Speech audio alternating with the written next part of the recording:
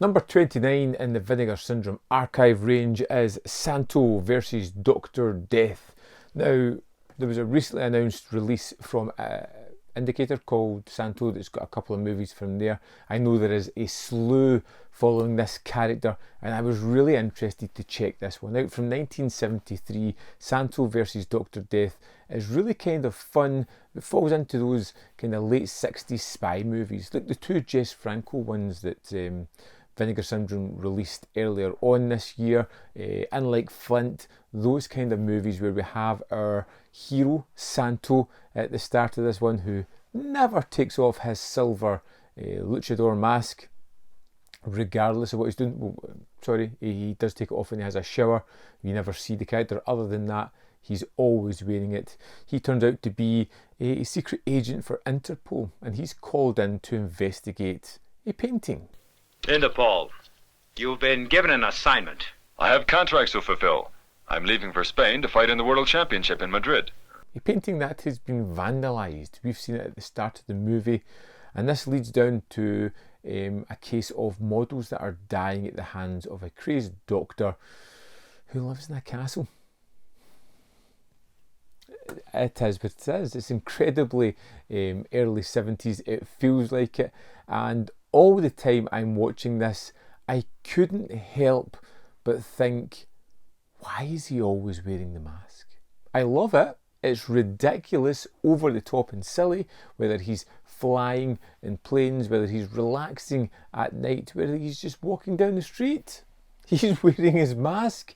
It doesn't make any sense to me. He is the mask. He lives and breathes the mask. Santo is real.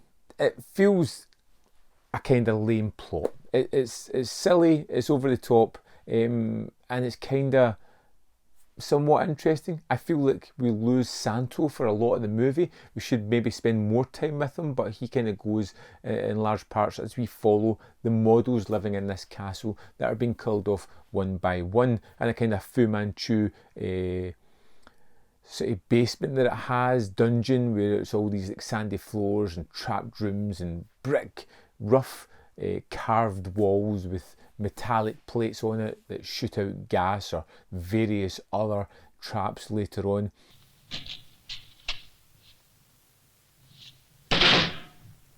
We have a blind man who is not a blind man but plays that way. Well, he's at the heart of a lot of the bad things. He's kind of Dr. Death's right hand man.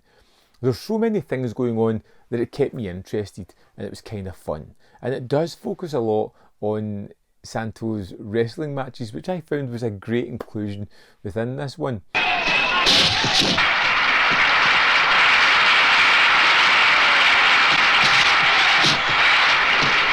As part of his idea of why he's going to the place that he's going, he has some wrestling matches there, and we focus on them a lot, watching these wild men fight against each other. But, you know, Santo, he never loses. He's always the man. Then we get to see that with some no-hold-bars fights later on. One in the dungeon I was talking about later on, which I really appreciated within the film.